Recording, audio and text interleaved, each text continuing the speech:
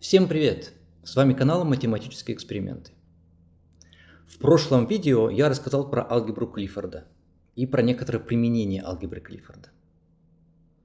Как ни странно, я забыл упомянуть самое популярное и известное применение алгебры Клиффорда, точнее геометрической алгебры. Это проективную геометрическую алгебру, которая на самом деле является алгеброй Клиффорда над вещественными числами сигнатурой 301. Сегодня я собираюсь наверстать этот момент и рассказать про это самое популярное применение геометрической алгебры.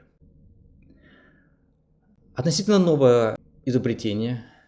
В 2019 году это было прямо передний край компьютерной геометрической науки. Сегодня, наверное, это уже некоторый state of art. И есть имплементации этой алгебры на разных языках программирования. Все ссылки, которые я здесь указываю, есть в описании. Короче говоря, элементом этой алгебры мы можем сопоставить объекты в трехмерном пространстве. Плоскости, прямые линии и точки. Напоминаю, в алгебре Клиффорда мы имеем дело с мультивекторами. Так вот, плоскости, прямые линии и точки можно отобразить в какие-то мультивектора в этой алгебре Клиффорда. Дальше. В этой алгебре мы имеем произведение Клиффорда. И на основании этого произведения мы можем определить дополнительные три операции бинарные, которые называются mid, join и inner product. Ну и еще мы можем определить операцию дуальности. А дальше получаем следующее. С помощью этих трех операций мы можем решать классические задачки аналитической геометрии в трехмерном пространстве. Ну, например, самое простейшее. Операция mid или wedge дает нам просто пересечение. Например, А плоскость, Б прямая, и тогда вот это выражение даст точку, которая является пересечением этих двух объектов. Это анти-wedge или операция join, которая дает объект, являющийся линейной оболочкой объектов А и Б.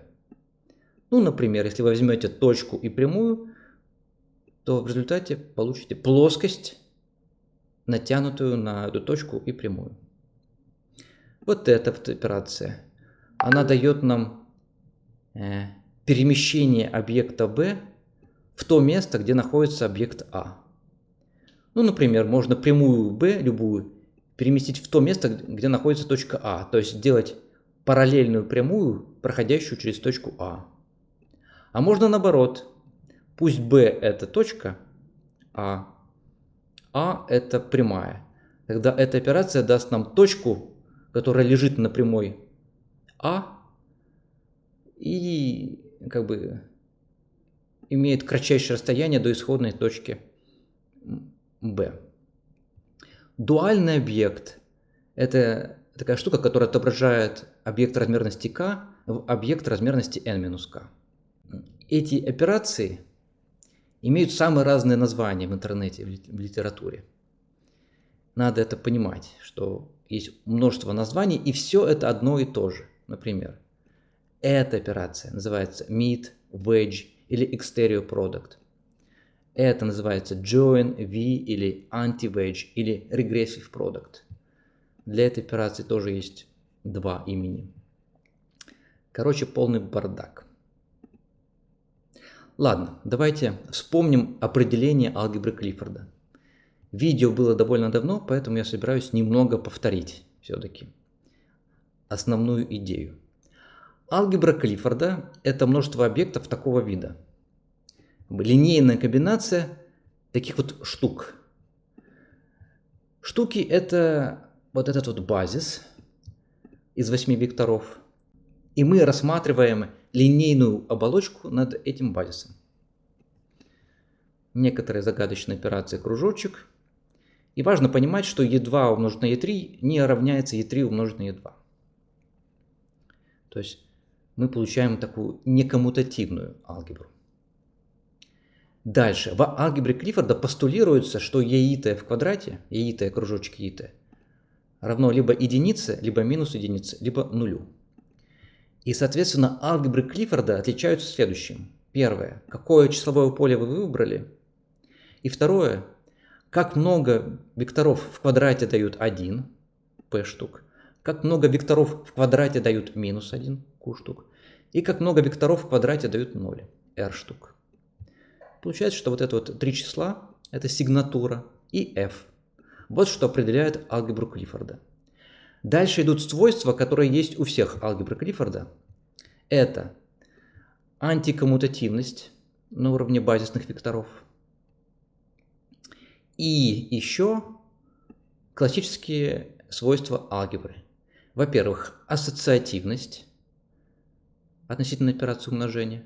То есть скобки мы можем представлять как угодно в произведении n элементов из алгебры. Дальше, дистрибутивность относительно сложения. И еще, если r это число, то, во-первых, мы элементы алгебры можем умножать на это число, а еще это число можно выносить наружу из произведения. Ну и вот это тоже верно. Когда у вас есть r плюс q, два числа, то можно сделать дистрибуцию относительно сложения, но уже самих чисел. В прошлом видео я дал все определения. Здесь я их снова привожу. Так, похоже, это надо все выполнять. Тут ничего сложного и нет. Весь этот блок посвящен определению вот этой вот функции VG, которая позволяет мне создавать мультивектора произвольного вида. Вот это вот самый произвольный вид вектора из алгебры Клиффорда над трехмерным пространством. Правда, у нас пространство будет четырехмерное, но это вот старое определение трехмерной алгебры Клиффорда. Ну, сама алгебра получается восьмимерная, потому что здесь вот как раз 8 элементов. Но исходное пространство, над которым мы построили алгебру Клиффорда, трехмерное, потому что у нас есть вот три базисных вектора E1, E2 и E3. Дальше мы определяем вот это свойство антикоммутативности. Тут мы определили ассоциативность. А дальше мы задаем то, что еитое в квадрате равно единице. Тут вот стоит, как бы перед small circle стоит единичка, но в принципе здесь могло бы стоять 1, 0 или минус 1. Так. Давайте я все это выполню. Старые определения. Ну и примеры. Что у нас получается в итоге? Вот общий вид мультивектора в алгебре Клиффорда, а вот произведение двух векторов общего вида. То есть этот вектор восьмимерный, этот восьмимерный. И здесь мы получаем восьмимерное выражение, потому что она состоит из скаляра, компонент при E2, E1, E3, компонент при E1, 2, E1, 3, E2, 3 и компоненты при E1, 2, 3. 8 получается чисел, и это как бы таблица умножения в алгебре Клиффорда R или C3.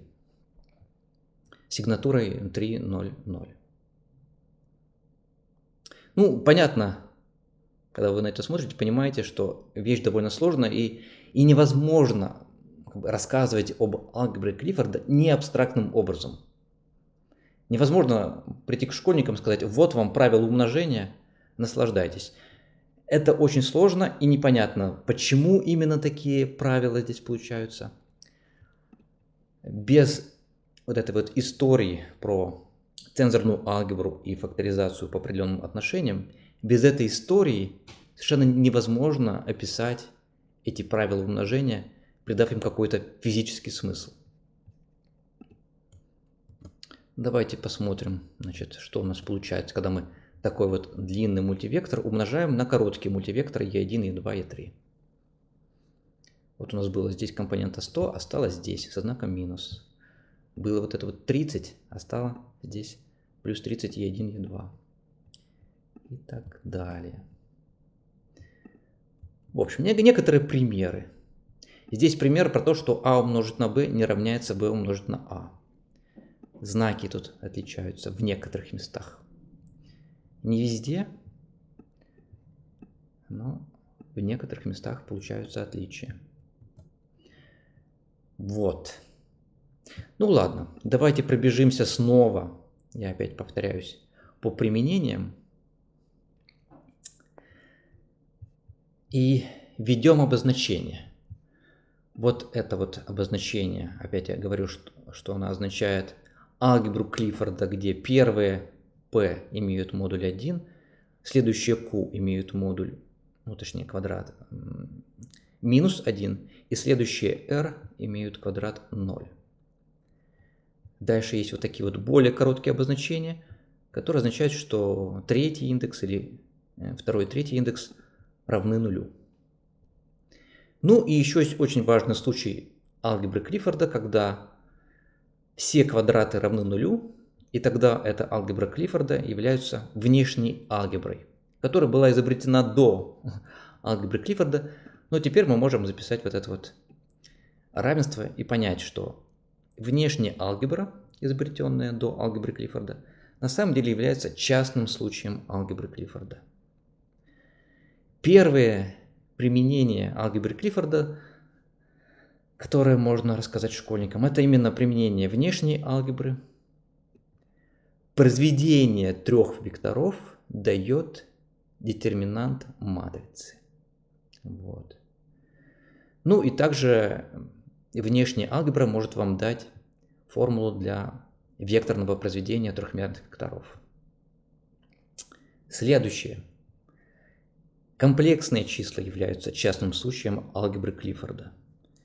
Причем их можно записать как алгебру Клиффорда сигнатурой 0,1 или сделать алгебру Клиффорда сигнатурой 2,0, но выкинуть из нее нечетные компоненты. Взять только вот такой вот базис, состоящий из единички и b-векторов. Ну тут только один b-вектор, когда у вас размерность 2, у вас нет e2 умножить на e3, e3 умножить на 1, только e1 умножить на e2. Получается, что у вас базис размерности 2, и это как раз комплексные числа. В общем случае, четная подалгебра – это подалгебра, натянутая на такие базисные вектора. На базисные вектора, состоящие из четного числа множителей базисных векторов исходного векторного пространства. Кватернионы. Кватернионы – это либо четная подалгебра в C3,0. Мы рассматриваем только эти базисные вектора. Ну, или мы можем взять алгебру C0,3 и факторизовать ее по следующим равенствам.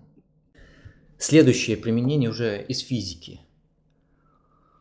Уравнение Максвелла можно записать в одну строчку. Такие вот чудеса. Для этого нужно записать такой обобщенный вектор тока, который на самом деле состоит из плотности заряда и вектора тока. Записать обобщенный вектор поля, который включает в себя как электрическое поле, так и магнитное. Вот. С помощью мультивекторов мы можем записать мультивектор, который содержит в себе и Е, и Б. Ну и вот такой вот оригинальный оператор дифференцирования, который тоже получается комбинированным. Это несколько дифференцирований одновременно. По времени, по x, по y и по z. И когда мы это запишем, используя правило умножения алгебры Клиффорда, то мы получим мультивекторное равенство. И когда мы посмотрим на него внимательно, мы обнаружим, что в этом мультивекторном равенстве записаны все 4 уравнения Максвелла. Такая вот прикольная штука. Матрицы Паули тоже являются частным случаем алгебры Клиффорда. Если мы на них натянем векторное пространство, каждый элемент, который является линейной комбинацией матриц Паули, является снова матрицей 2 на 2. Естественно, мы можем эти матрицы умножать. У нас появляется умножение на элементах пространства, натянутого на этот базис. Так вот, это умножение на самом деле является алгеброй Клиффорда, только надо там перейти в правильный базис. Алгеброй Клиффорда C3R. Ну и вот шестое применение алгебры Клиффорда – это проективная геометрическая алгебра. Есть сайт, посвященный ей, а также есть сайт B-Vector, который был указан выше, где есть описание этой проективной геометрической алгебры с такими вот шпаргалками мощными. Давайте определим PGA. Что нам понадобится?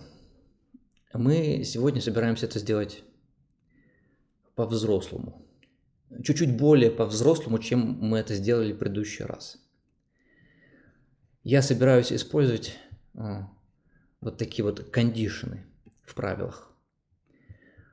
Правила в математике записываются с помощью двоеточия равно. Мы пишем, что выражение слева, это паттерн, нужно преобразовывать в то, что написано справа. И в этих правилах после слэш точка запятой можно записывать condition. И здесь я хочу записывать condition, что внутри выражения R нет никакого подвыражения, которое мэчится вот на эту штуку. Это очень важная штука. С помощью кондишенов можно без ошибок записать все эти правила. Давайте посмотрим, как работает булевая функция. Ну, в математике это все называется символ. Давайте рассмотрим, как работает символ free q. Q в конце означает, что результат булев либо true, либо false. Свободно ли это выражение от выражения π? Нет, не свободно, потому что внутри нее есть π. Свободно ли это выражение от целых чисел? Нет, не свободно. Как ни странно, это выражение тоже не свободно от целых чисел, потому что x может быть целым числом. Математика это понимает и говорит, как бы я не могу гарантировать, что это выражение свободно от таких объектов, как целые числа. А вот это уже свободно. Математика знает, что π не целое число. Молодец. Свободно ли это выражение от чего-то в степени чего-то? Ответ – нет, не свободно. Вот таким вот образом мы можем проверять некоторые выражения на их внутренности. И в частности мы хотим здесь как бы выносить наружу. Ну, помните, я говорил, что числа можно выносить наружу из этого произведения. Так вот, я здесь хочу записать, что выносить наружу можно r, если он свободен от того, что я назвал base вектор t. Base вектор t это e, базисный вектор e какой-то. И еще я подготовил заранее на будущее такой дополнительные базисные вектора f. Потом расскажу зачем. Ну, основные базисные вектора у нас e. Ладно, короче говоря, здесь я записываю, что еиты и еджиты, когда ты переставляешь их местами, всплывает минус единичка, антикоммутативность. И здесь я пишу condition, что i больше, чем g. Здесь мы в одну строчку записали. Раньше мы записывали это в 3 строчки, записывая e1, e2, точнее e2, e1 равняется e1, e2 со знаком минус и так далее, для всех пар индексов 1, 2, 3. А здесь можно одним махом записать для всех индексов универсальное определение для алгебры Клиффорда над векторным пространством любой размерности. Здесь, значит, записано, что если внутри произведения через этот small circle есть выражение число умножить на вектор, то это число я могу выносить наружу. И здесь, видите, я использую как бы словесное описание этого кружочка. Не символ кружочек, а прямо словесное описание. Хотя я мог бы нарисовать просто здесь вот вместо запятой кружочек, вместо этой запятой кружочек, вместо этой запятой кружочек. Точнее, здесь я мог бы написать звездочку, потому что она означает умножение times. И здесь я тоже мог бы записать вот, с помощью операторов, с помощью символов операторов. Но мне как бы яснее и удобнее было использовать вот такую вот префиксную запись вызова этих операторов через их название. Если в серединке small circle вектор умножается на число, число находится справа, все то же самое. Мы число выносим наружу small circle. Дальше, если внутри circle находится просто число, мы его выносим наружу, и этот элемент внутренний просто пропадает. Теперь мы s1 умножаем на s2. 3 подчеркивания означает sequence, произвольная последовательность элементов, перемноженных через small circle. Либо 0, либо 1. 2 подчеркивания означают элементы, где 1, 2 или больше. То есть 0 не разрешено, а 3 подчеркивания 0 элементов разрешено. Ну и последняя операция, что кружочек у нас дистрибуцируется относительно операции сложения.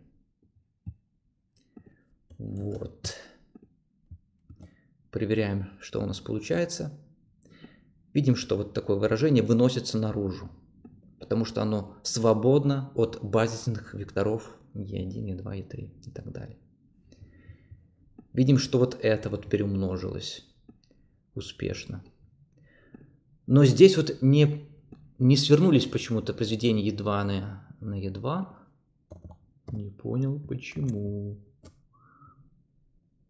Может быть, я что-то не выполнил. Так, я не понял. Я, видимо, еще здесь не определил, чему равняется еит на еит. Только давайте это сделаем правильно. Что это произведение равняется small circle s1 на s2, но при условии, что и больше нуля. А для нуля у нас получается 0. Это и есть сигнатура 3, 0, 1. У нас будет 3 вектора e1, e2, e3, которые в произведении дают единичку, которая здесь как бы скрыта, и один вектор, квадрат которого равен нулю. Вот, так веселее. Поехали дальше. Кватернионы. Строим таблицу умножения кватернионов. Да, вот теперь все правильно.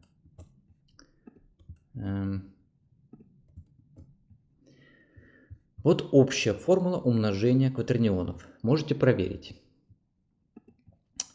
Так вот мы заодно реализовали кватернионы. Вот у меня эти самые определения. Они у меня почему-то отвалились. Хорошо. Теперь начинаем определять геометрические объекты. Идея номер раз. Плоскость, которая записывается этим уравнением, мы будем задавать с помощью мультивектора размерности 1.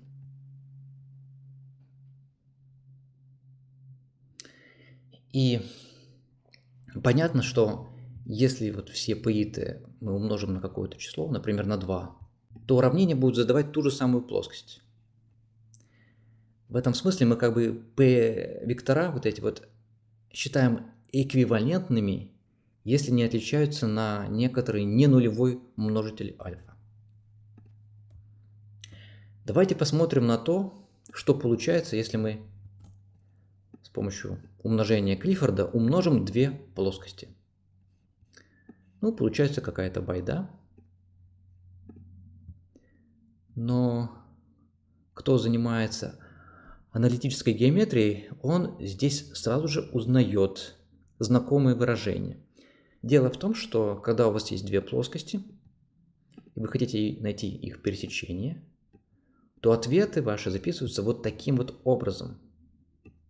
У вас получается прямая, и эту прямую можно записать вот таким вот образом. X – свободная переменная, вы выбираете любой x, и для любого x находите y и z.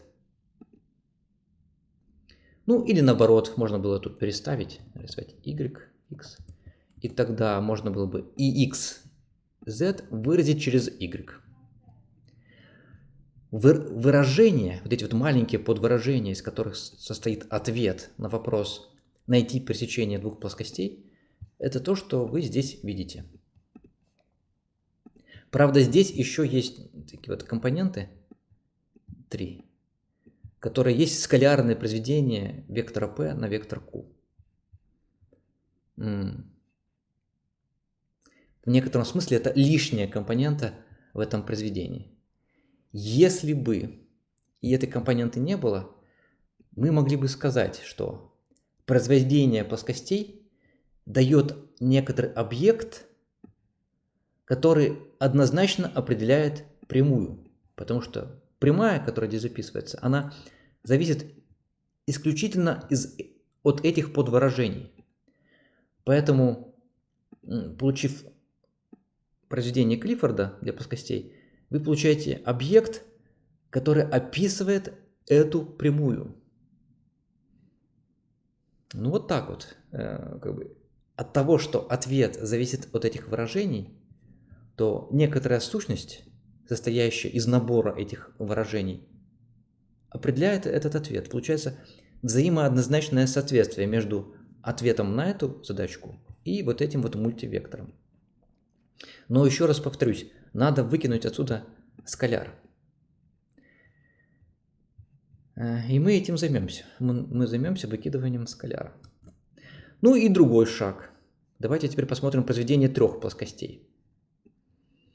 Получается такой вот мультивектор. Он состоит из компоненты грейда 3. Вот этот вот вектор, это вектор грейда 3. Он состоит из геометрического произведения трех базовых векторов. Называется компонента грейда 3. И компонента грейда 1. Так вот, решение вот этой системы уравнений, пересечение трех плоскостей, дает нам вот это вот выражение. И на самом деле эти вот 4 выражения здесь как раз и записаны.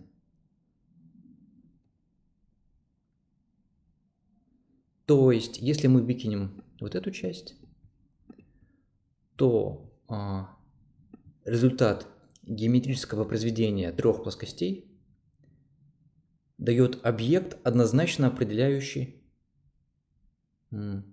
точку, которая является пересечением этих трех плоскостей. Не знаю, как это люди заметили, как они вообще пришли к этому. Возможно, вот этих вот наблюдений, которые я только что показал, достаточно. Ну и вот эта вот связь с детерминантом, с тем, что внешнее произведение дает векторное произведение. Я думаю, это все навело геометров на какие-то мысли. Были записаны вот эти вот ответы на произведение. И начала строиться проективная геометрическая алгебра. Эту часть я, наверное, пропущу. Я здесь хотел рассказать, как именно, что получается в результате умножения двух плоскостей, как вот эти числа можно интерпретировать, как из них состряпать ту самую прямую, которая получается. Пока давайте отложим это на неопределенное время. Итак, еще раз запишу эти две штуки. Произведение двух плоскостей и произведение трех плоскостей. Давайте определим оператор wedge, который из произведения трех одногрядовых векторов будет, например, извлекать как раз компоненту третьего грида. Идея такая. Пусть у нас есть такие моновектора, состоящие лишь из одного базисного вектора, умноженного на число. И пусть у нас есть, значит, вектор А грида T и вектор B грида K. Тогда мы хотим, чтобы wedge по определению был частью геометрического произведения с гридом T плюс K. Мы хотим как бы такую простую компоненту от small circle, для которой выполняются правила суммирования гридов при умножении. Вот. А для точки нечто противоположное. Мы хотим, чтобы происходило схлопывание. И если, например, грейд T больше, чем грейд K, то при умножении моновекторов мы как бы сворачивали максимальное количество векторов в скаляр. Минимальное число для сворачивания здесь это k, и мы все k как бы сворачиваем с векторами из b, из a, и получаем как бы компоненту минимального грида. Center dot это компонента минимального грида в произведении моновекторов. Такая вот идея. Давайте попробуем определить.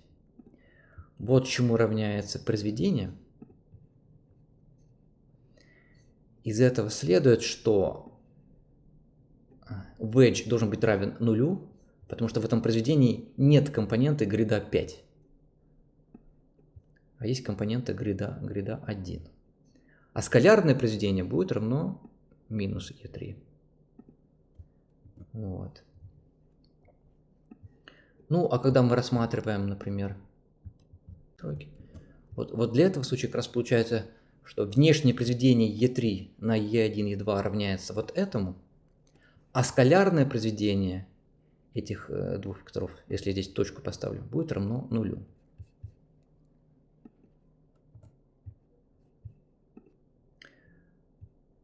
Здесь пример, более сложно приведен. e1 и e2 умножаем на какую-то линейную комбинацию. В этом вот результате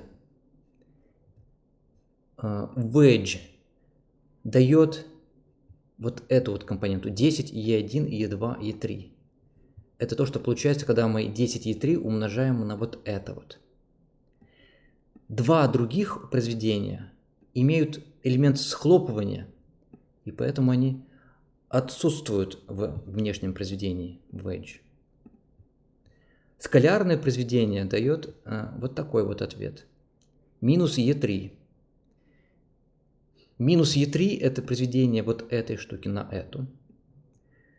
Все два вектора здесь схлопываются с первыми двумя векторами отсюда.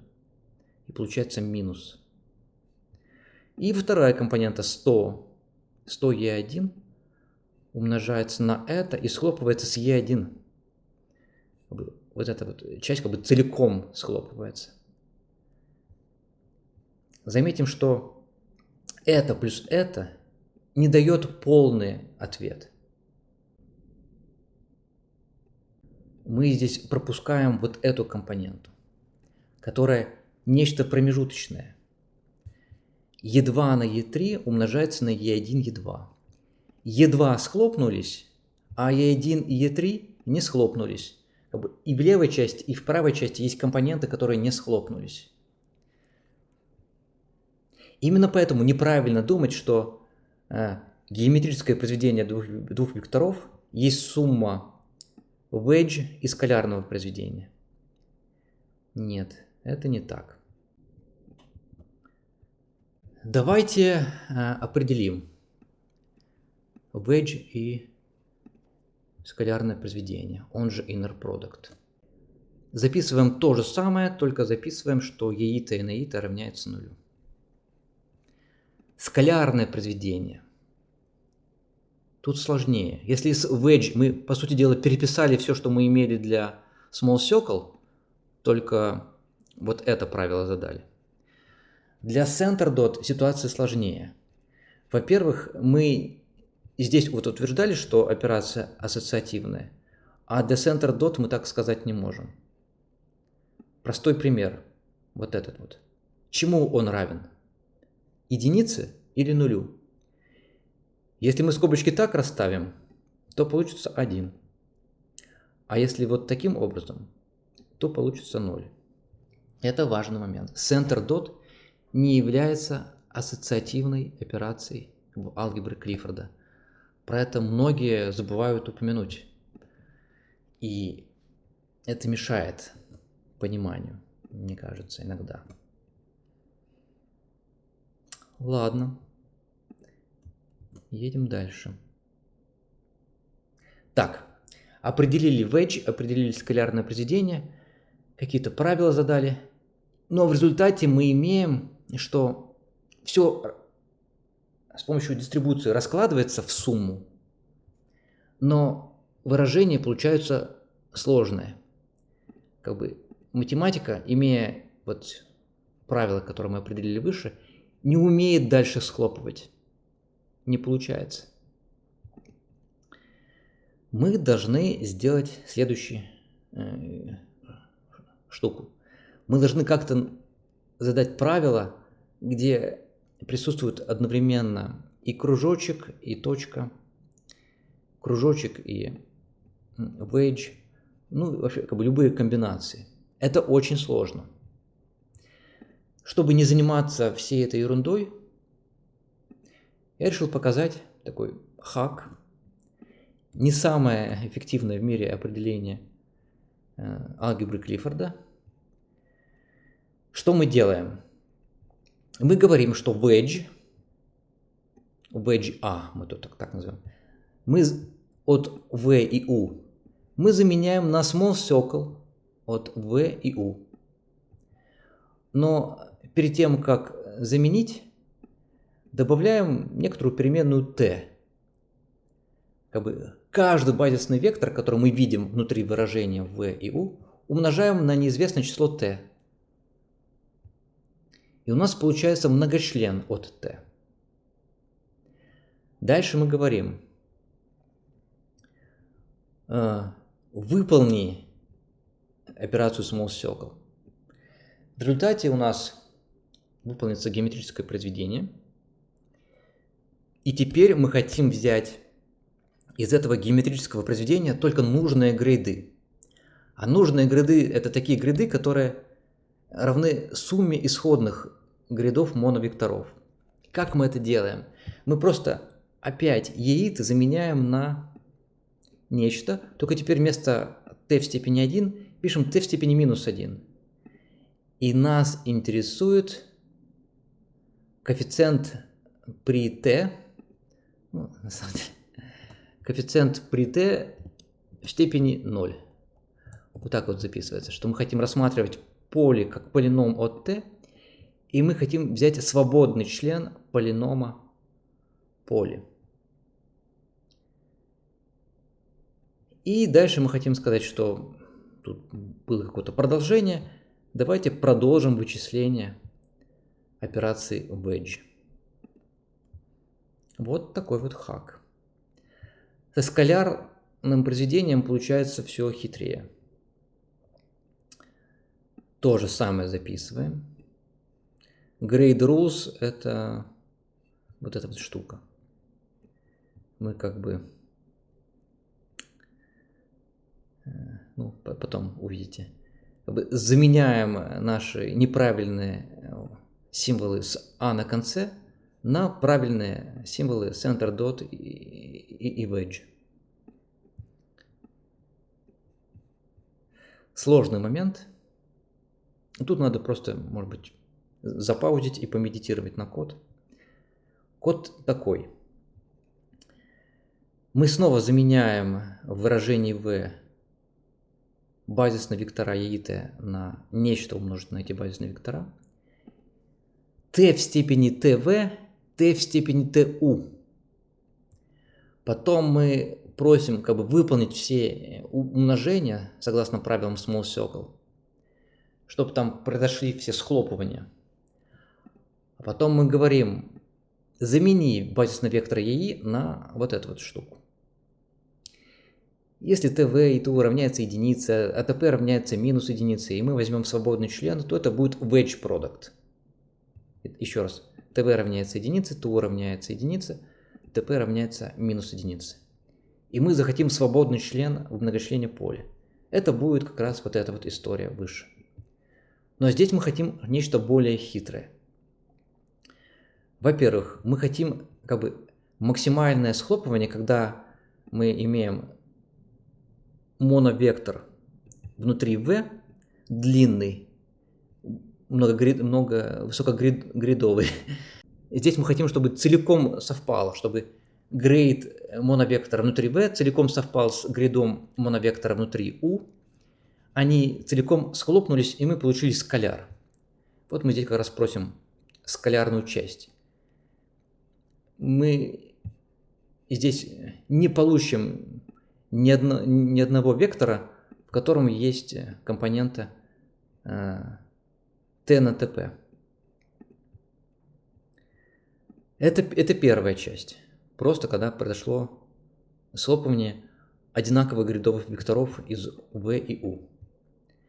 Вот эта вот часть, это часть, когда tv больше, чем tu. Мы взяли какой-то многогрядовый вектор из v и малогрядовый вектор из u, схлопнули целиком все, что было в tu. И это вот таким вот образом записывается. Мы просим скаляр.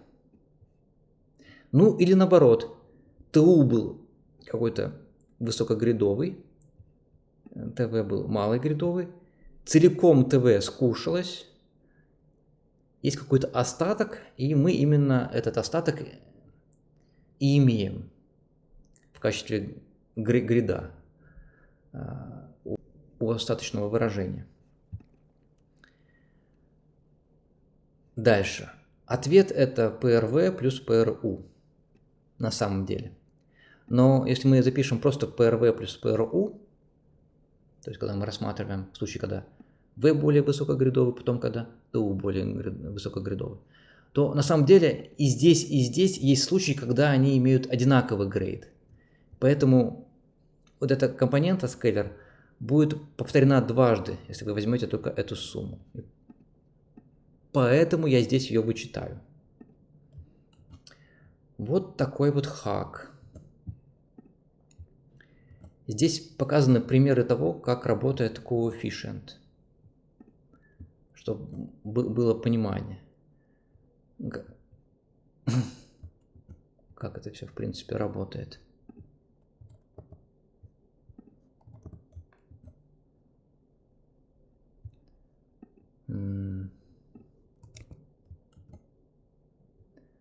Вот.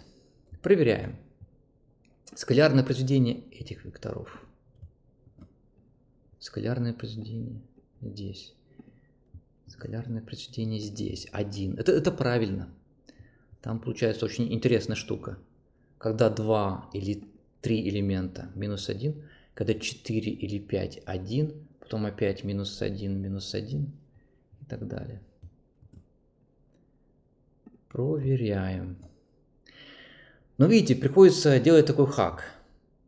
Само это выражение не схлопывается, но мы говорим замени center dot на center A, после чего включается эта вот алхимия, которая описана выше.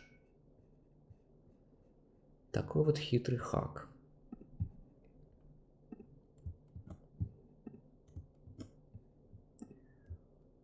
Кстати, когда вы проверяете, как работают правила, полезно использовать функцию trace и посмотреть эти вот пошаговые преобразования, которые происходили. E1 умножить на E2. Верно ли, что 1 больше, чем 2? Потому что если бы мы взяли E2 умножить на E1, то вначале ему надо было бы переставить их местами.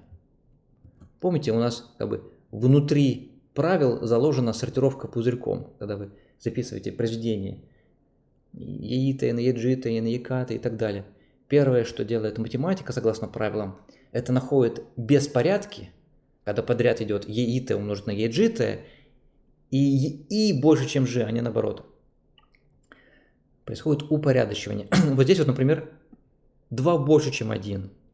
И он говорит, придется заменить их, переставить местами и вынести минус единицу наружу.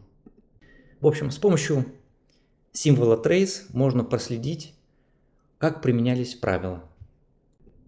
Проверяем. Вроде бы здесь все правильно.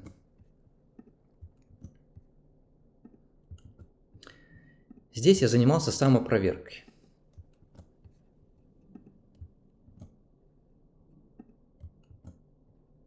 Угу. Вообще полезно иметь юнит-тесты, в математике тоже это разрешено делать, и регулярно проверять то, что все правильно работает. Ну и теперь я хочу написать функцию TE, которая будет делать вот эту вот вещь, а также она будет делать collect, чтобы получать такие как бы выражения с собранными коэффициентами перед базисными векторами.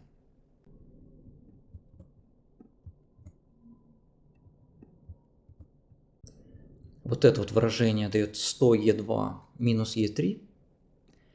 И когда я его умножаю на e3 плюс e2, получается минус 1 от того, что e3 умножается на e3. И плюс 100 от того, что e2 умножается на 100e2. Получается 99.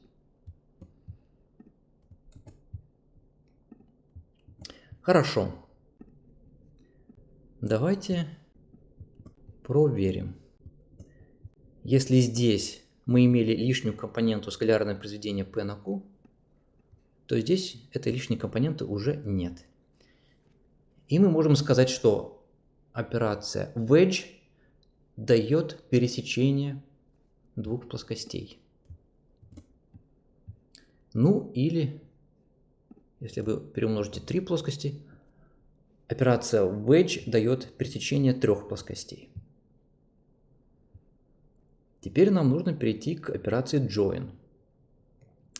Для того, чтобы к ней перейти, нам понадобится операция dual, которая из вектора, из мультивектора строит дуальный мультивектор. Это очень простая штука. Просто map на уровне базисных векторов. Этот map в квадрате дает единичный map. Ну, то есть dual от dual дает тот же самый вектор, который был исходный.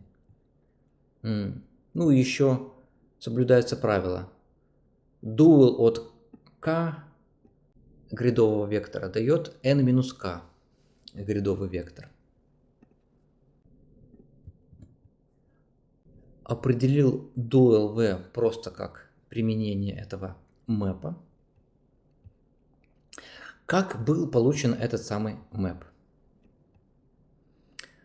На самом деле есть много определений dual, которые как бы эквивалентны, которые дают PGA.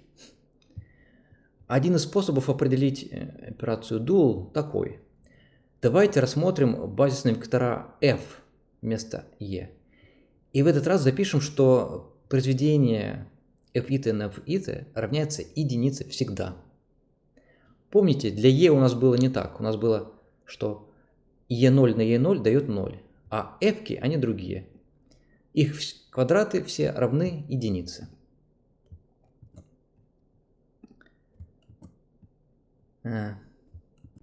Давайте рассмотрим вот это вот выражение, равное произведению всех 4 f-ок.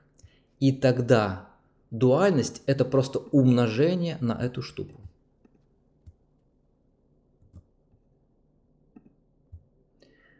Только мы как бы в начале ешки превращаем в f, умножаем на и f без каких-либо потерь, а потом обратно f-ки превращаем в ешки. Если бы мы взяли вот этот вектор и на него умножали, у нас были бы потери. У нас все компоненты, содержащие e0, пропали бы, потому что e0 умножить на e0 дает 0. Поэтому мы придумали такой хак. Ввели вектора f-ки, для которых квадратичная форма не вырождена, и в данном случае я выбрал просто евклидовую квадратичную форму. И тогда дуальность описывается просто как умножение на вот эту штуку. Окей. Ну и от того, что f умножить на f равняется единице. Так. Немедленно следует, что дуэл в квадрате дает x. True. Если бы у нас PGA было не четырехмерное, а более-мерное, если бы вместо 4 векторов E0, E1, E2, E3 у нас было бы больше, нам пришлось бы заморачиваться. Если бы у нас PGA было не сигнатуры 3,0, а сигнатуры, например, 2,0 или 1,0, или 6,0 и 7,0, у нас были бы проблемы с определением. Этот вот подход не сработал бы. Потому что, посмотрите, здесь вот, да, получается 1. Это выражение тоже дает 1. А вот когда у нас PGA строится над плоскостью или над одномерным пространством, у нас получается -1. И там нам нужно, видимо, брать квадратичную форму над f-кой, другую. Брать один вектор, квадрат которого равен -1.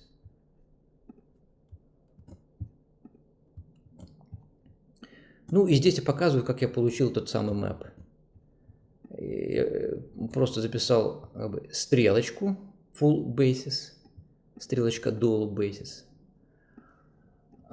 И это записывается как просто полный базис, который у нас есть, отображается в то, что дает операция dual. А потом мы пишем thread. Это означает, что top-level operation, стрелочку, нужно распределить по компонентам. И записать, что 1 стрелочка вот это, E0 стрелочка вот это и так далее. Это называется thread.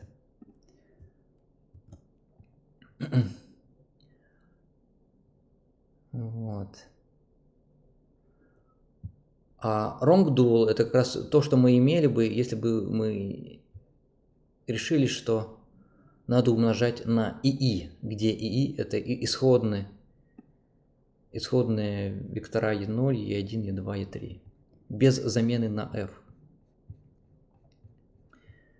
Я почему это записал? Потому что в некоторых местах я встречаю неправильное определение дуальности.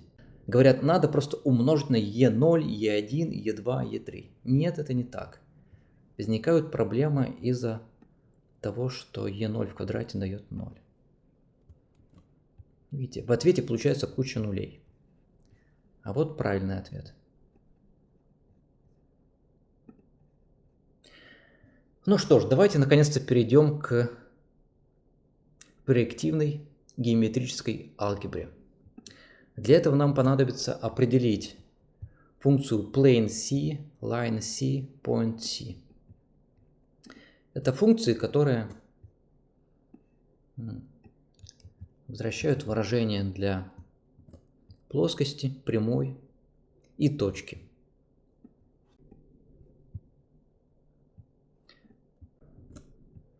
Вот, знакомое нам уже пересечение плоскостей. Дальше. Линейная оболочка двух плоскостей дает все пространство, и это записывается как 0.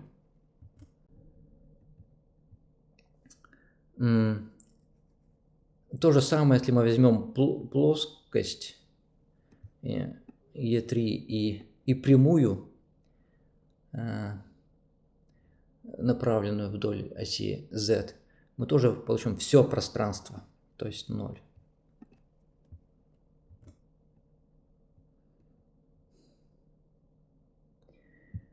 Дальше.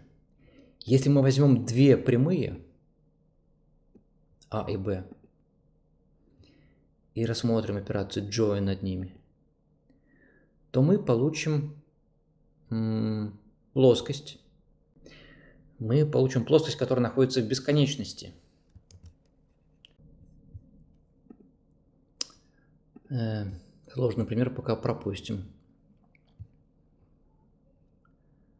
Что такое дуальность? Дуальность делает следующее. Точку отображает в плоскость,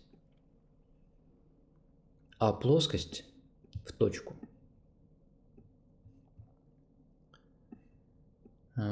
Например, давайте рассмотрим point.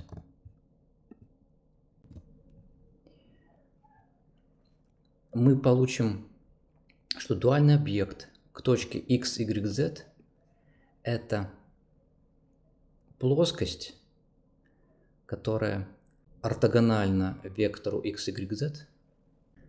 При этом она проходит не через точку x, y, z, а через точку как бы минус в противоположном направлении от вектора x, y, z.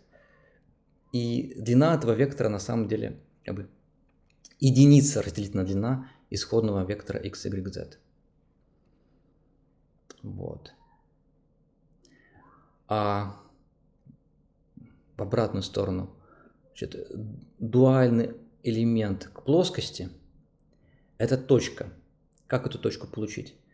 Надо построить перпендикулярно плоскость, это получается вектор, обратить его направление, а потом поменять длину на единица от его исходная длина. Вот. Понятно, что эти две операции, когда ты их два раза применяешь в дуальности, ты возвращаешься к исходному объекту. Как из линии получается дуальная линия, рассказывать не буду. Попробуйте сами это изучить. Что мы тут имеем? Дальше.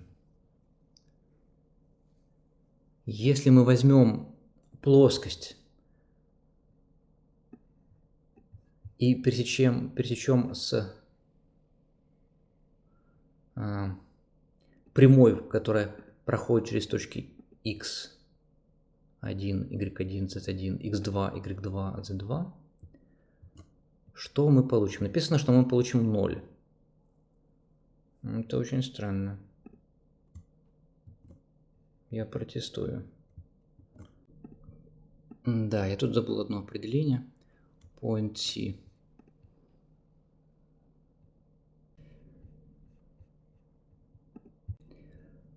Прямая, проходящая через точки x1, y1, z1, x2, y2, z2. Это вот прямая. Плоскость. Это вот эта вот штука. И пересечение плоскости и прямой задается вот этим выражением. Проверяем. Зададим плоскость уравнением таким. Скажем, что прямая у нас задана параметрически. Это вот параметрическое выражение для прямой, которая проходит через точки x1, y1, z1 и x2, y2, z2.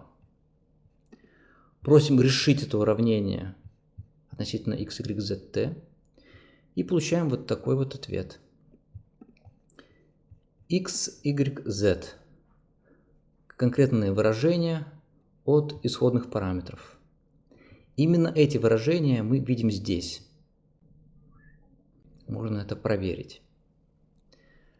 Знаменатель этого выражения при компоненте e1, e2, e3. А вот компоненты, которые начинаются на e0, они как раз содержат 3 числителя. Только надо понимать, что вот здесь вот знак немножко другой, потому что каноническая запись на самом деле такая. Вначале идет e0, а потом идет как бы два вектора с индексами, и они должны идти подряд, если мы расположим их по циклу 1, 2, 3 по кругу. И вместо 1, 3 на самом деле нужно написать тут e3, 1. Вот.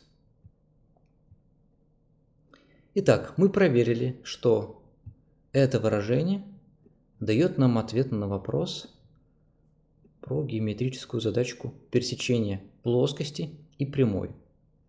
Оператор join плоскости и прямой всегда дает 0, даже если прямая находится внутри этой плоскости.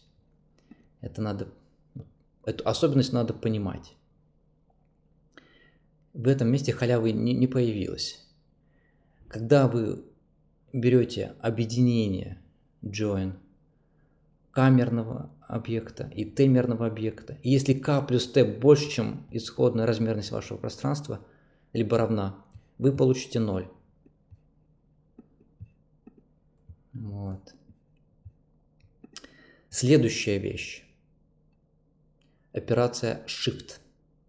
Она задается вот таким вот образом. Давайте я просто скажу, что она делает. Если у вас есть какая-то плоскость, например, плоскость, проходящая через эти три точки. Три точки 1, 0, 0, 0, 1, 0, 0, 0, 1. Есть некоторая точка, ну, например, начало координат. Как получить плоскость, которая будет проходить через точку point? Надо выполнить вот эту операцию. А здесь получается наоборот. Мы получаем в ответе точку point 0, перенесенную на плоскость plane по кратчайшему пути. Получается вот такая точка. У нее координаты будут 1 третья, 1 третья, 1 третья. Вот это вот как бы нормирующий коэффициент 3 при e1, e2, e3. Можно разделить мультивектор на 3 целиком. Это будет тот же самый объект, помните? И у этого объекта будут координаты 1 третья, 1 третья, 1 третья.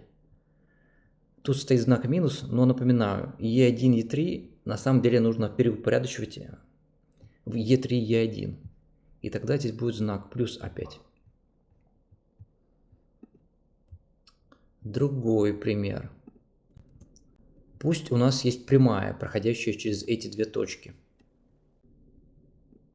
И мы возьмем точку А. 1, 1, 1. Давайте перенесем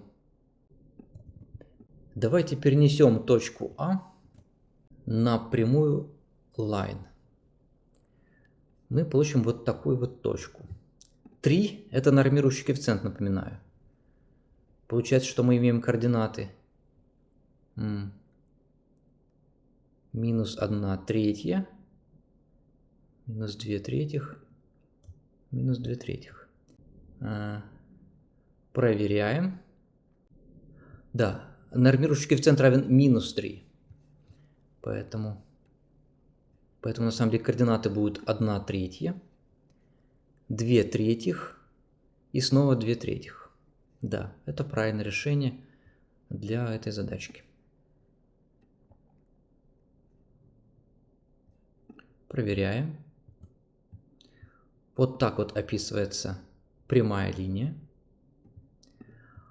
И вот так вот записывается тот факт, что мы хотим, чтобы вот этот вот вектор смещения точки PA в точку x, y, z был ортогонален направлению прямой, на которую мы проецируем. И мы получаем ответ, соответствующий тому, что дает нам функция v-shift.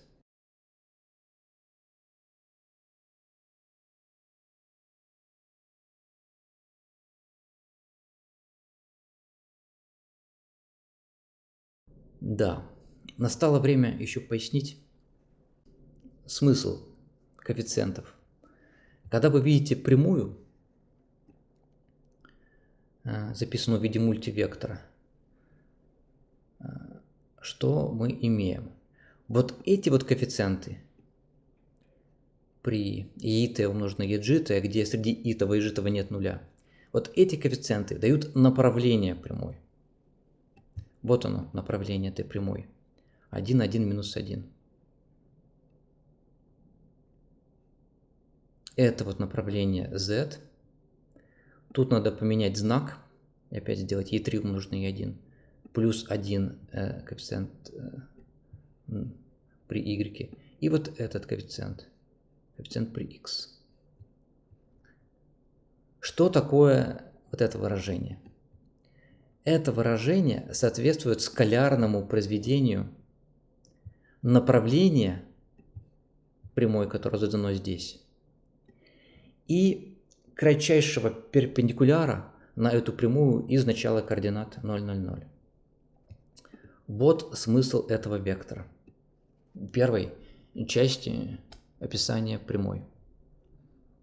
Это векторное произведение перпендикулярно напрямую на направление этой прямой, которая описана здесь, во второй части описания прямой.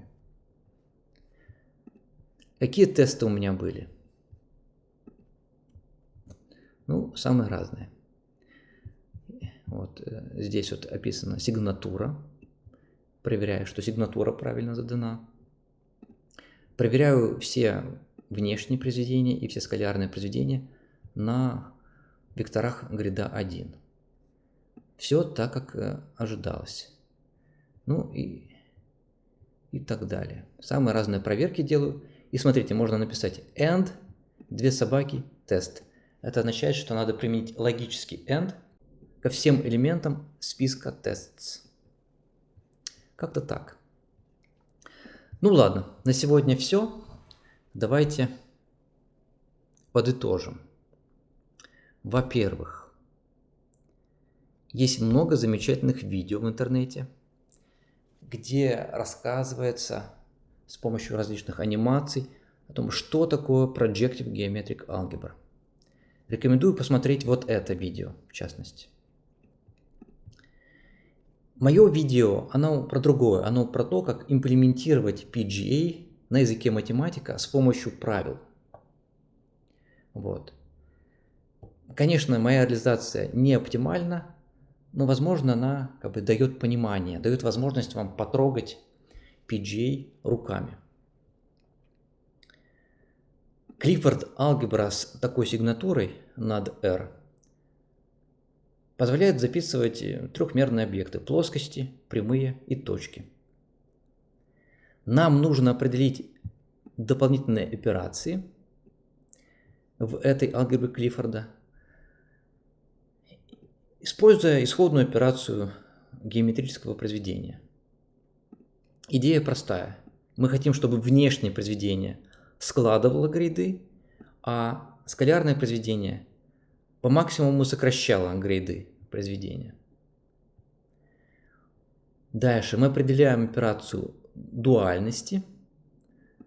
Такая, что дуальность в квадрате дает сам исходный объект. Дуальность имеет такое замечательное свойство, что размерность дуального объекта – это n минус размерность исходного. Ну и, собственно говоря, у нас есть определение оператора join через дуальность. Задачки из аналитической геометрии в трехмерном пространстве решаются в этой алгебре Клиффорда. Ответы на них записываются с помощью вот этих вот операций. Wedge, скалярное произведение и, собственно говоря, исходное произведение Клиффорда.